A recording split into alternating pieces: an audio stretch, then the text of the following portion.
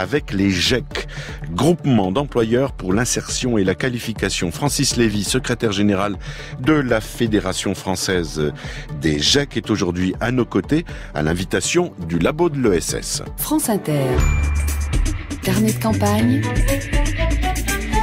Philippe Bertrand. Francis Lévy, bonjour. Bonjour Philippe.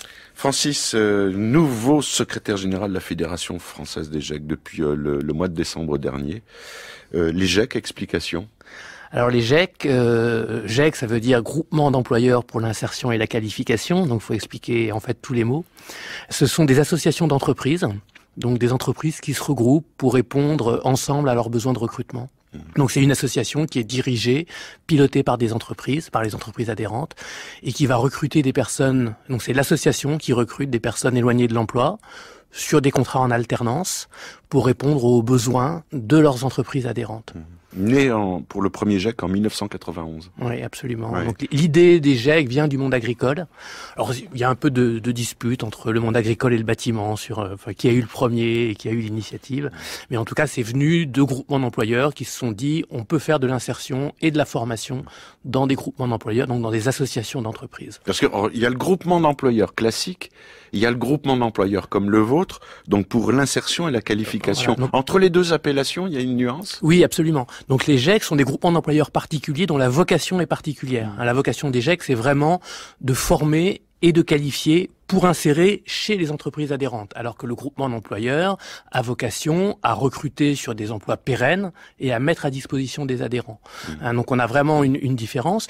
Et en fait, l'appellation GEC est aujourd'hui reconnue par l'État depuis 2014, et l'appellation est délivrée par une commission mixte dans laquelle il y a la Fédération des GEC et le ministère du Travail, qui redélivre tous les ans l'appellation GEC au groupement. Donc en fait, il y a une démarche qualité, en quelque sorte, et on s'assure tous les ans que les GEC répondent à un certain nombre de valeurs, qui sont le fait que ce soit bien les entreprises qui gouvernent et qui pilotent, qui s'adressent bien à des publics éloignés de l'emploi, qu'ils les qualifient bien et qu'ils les insèrent dans les entreprises. Voilà un peu ce qui est vérifié tous les ans. Je suis très mauvais en calcul, Francis. 160 GEC labellisés. Oui, 164 depuis la semaine dernière. Oui. À chaque fois que je donne un chiffre, de toute façon, ça augmente. Et ça c'est un bon signe. Hein.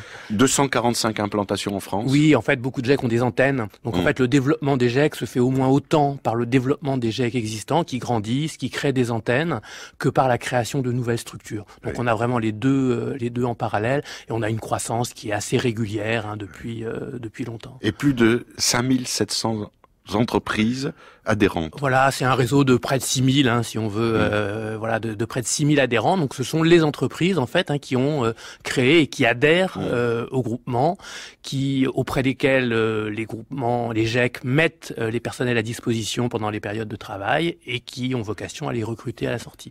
Et ce sont elles qui assurent le pilotage du groupement. Ce qui fait aussi que par rapport à d'autres démarches d'insertion ou à d'autres types de structures d'insertion, la question du besoin de l'entreprise, en fait, il est posé dès le début. S'il n'y a pas d'entreprise, il n'y a pas de GEC. S'il n'y a pas de besoin d'entreprise, il n'y a pas de recrutement. Et donc ça fait une démarche qui est plus fluide et qui s'adapte, qui est beaucoup plus souple et qui s'adapte aux besoins des entreprises et également aux besoins des publics. Mais quel est l'intérêt d'une entreprise à adhérer à un groupement, à un GEC? Est-ce qu'il y a un intérêt financier, une aide? Parce que ça prend du temps.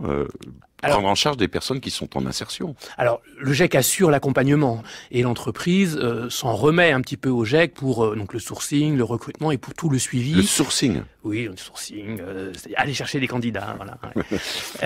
Donc c'est le GEC qui assure ça, qui assure aussi toute la partie formation. Donc l'entreprise n'a pas à organiser la formation. Après, les motivations des entreprises, elles sont de deux types. Il y a des besoins de main-d'œuvre. C'est souvent des entreprises qui ont du mal à recruter ou en tout cas qui ne trouvent pas les personnes formées ou qualifiées qui répondent à leurs besoins. Donc le GEC répond à ça. Et puis aussi, il y a un engagement sociétal de la part des entreprises. C'est souvent des dirigeants de PME qui sont à titre personnel très engagés dans ce type de démarche. Donc il y a vraiment à la fois un aspect, j'allais dire utilitaire, en tout cas, ça répond à un besoin d'entreprise, puis en même temps il y a un engagement personnel des dirigeants. Et combien de filières professionnelles sont représentées par les Alors il y a une douzaine de filières. Historiquement, c'est le bâtiment qui est le plus important, qui a été vraiment le secteur qui a porté le développement des GEC. Aujourd'hui, le bâtiment représente encore à peu près 30%. Mais après, il y a un certain nombre d'autres secteurs qui arrivent juste derrière. Donc l'industrie, particulièrement la métallurgie dans l'industrie, la propreté, le transport, les services à la personne, l'agriculture encore. Voilà. Donc c'est quand même une grande variété de métiers. Oui, c'est une grande variété de métiers. En fait, c'est tous les... Enfin, pas tous, mais essentiellement des secteurs de main-d'œuvre sur des métiers plutôt techniques, manuels, techniques. Mais c'est très varié, absolument. Francis Lévy, secrétaire général de la Fédération française des GEC, invité des carnets de campagne, les GEC, groupement d'employeurs pour l'insertion et la qualification. Premier né en 1991, aujourd'hui 164 GEC existants.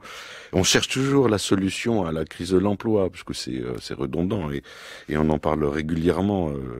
Parfois, à tort et à travers, on oublie les métiers, on oublie l'aide, on oublie l'accompagnement, on oublie les contrats aidés, on oublie beaucoup de choses. Je trouve que vous avez, si vous n'êtes pas une roue de secours, vous, avec les GEC, vous êtes une vraie force de proposition. Qu'est-ce qu'il faut pour vous donner encore plus de souffle, plus d'amplitude ? Parler de nous. Oui, on tente de le faire. Oui. Et puis avoir des politiques cohérentes. C'est-à-dire que le développement des GEC, c'est pas mettre de l'argent forcément, parce que il faut que des entreprises acceptent de se réunir. Donc c'est pas l'argent qui fait le moteur des GEC, c'est vraiment une dynamique. Il faut les convaincre.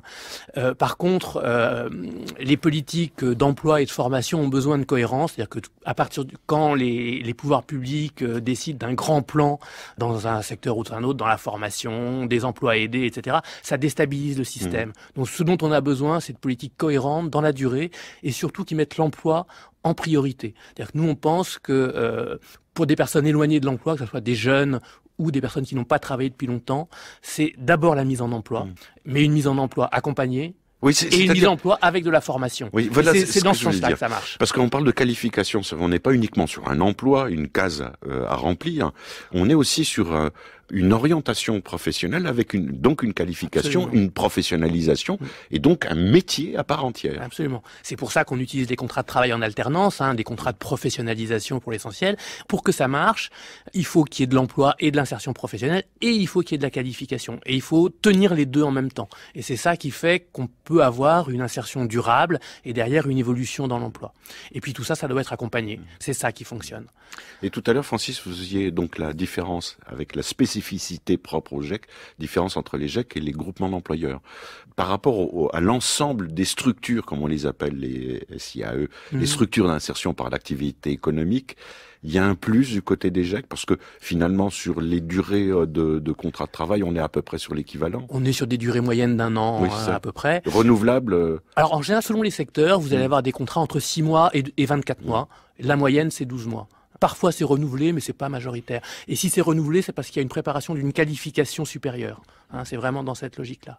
Ce qui fait la différence, la première différence, c'est que ce sont les employeurs qui pilotent. Et qui peuvent embaucher donc à l'issue. Et qui embauchent à l'issue du parcours. Et ils sont là dès le début.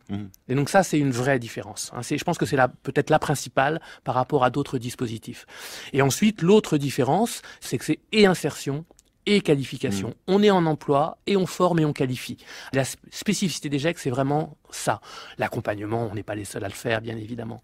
Mais par contre, peut-être une particularité sur l'accompagnement, c'est qu'il se fait vraiment en lien avec l'entreprise. L'entreprise étant adhérente du GEC, le GEC les connaît, a un lien étroit avec l'entreprise, et donc il y a vraiment un suivi de proximité, ce qui permet d'anticiper des difficultés, des problèmes relationnels, des problèmes de comportement dans l'entreprise, des incompréhensions, etc. Et si on veut créer un GEC, on peut avoir des aides financières? Alors, il y a des aides en fait pour les études préalables. En général, soit l'État, soit les régions aident l'étude préalable au GEC. Après, à partir du moment où on est GEC, il y a un modèle économique et le GEC fonctionne pour l'essentiel avec les financements des entreprises, c'est-à-dire que le GEC facture aux entreprises le temps de mise à disposition, et avec les fonds de la formation professionnelle, puisque ce sont des contrats de professionnalisation, donc c'est les EPCA, les organismes qui collectent les fonds de formation qui financent. Il y a un tout petit peu d'aide publique, mais c'est extrêmement minime. Vous voulez dire insuffisant? On court pas après. On voudrait que ça soit stable, régulier, sécurisé. Ça représente 3 à 5% du budget du coût d'un parcours. Donc voilà, c'est les entreprises qui financent ou les fonds de la formation qui sont de manière différée des fonds des entreprises aussi. Vous avez dit, Francis, tout à l'heure, en ouverture, à peu près 6000 entreprises. Ça donne quel nombre de personnes en parcours? C'est un peu plus de 10 000 personnes tous les ans. Et c'est près de 70% d'accès à l'emploi à l'issue des parcours. Donc un bon résultat. Donc plutôt un bon résultat, oui, absolument. Et vous, vous proposez une boîte à outils pour les employeurs intéressés? Alors, on propose, nous, on accompagne la création de structures, c'est-à-dire que pour créer un GEC, il faut souvent un porteur de projet, donc c'est une organisation professionnelle, c'est une collectivité locale, c'est très variable, qui va mobiliser des entreprises autour du projet. Et à partir du moment où on entame cette démarche-là, nous, on intervient, on a un certain nombre d'outils, de statuts types, d'outils de gestion qu'on met à leur disposition. Et ensuite, on accompagne aussi les GEC pendant toute la vie des structures. Au-delà du label annuel, on a des contacts réguliers avec eux pour les aider à gérer leur croissance, leurs difficultés, les aléas de la vie de ces organisations. Et nos voisins européens ont un équivalent? Alors, on sait qu'il y a certains pays qui ont des formes de groupements d'employeurs, en tout cas qui se rapprochent. Des GEC, je n'en connais pas. Ça ne veut pas dire que ça n'existe pas, parce qu'on n'a pas regardé. L'adresse est très simple, l'adresse internet, c'est les GEC. Alors, évidemment, l'article GEC, G-E-I-Q, pour Groupement d'employeurs pour l'insertion et la qualification.fr, tout simplement. Absolument. Merci Francis Lévy. Merci Philippe.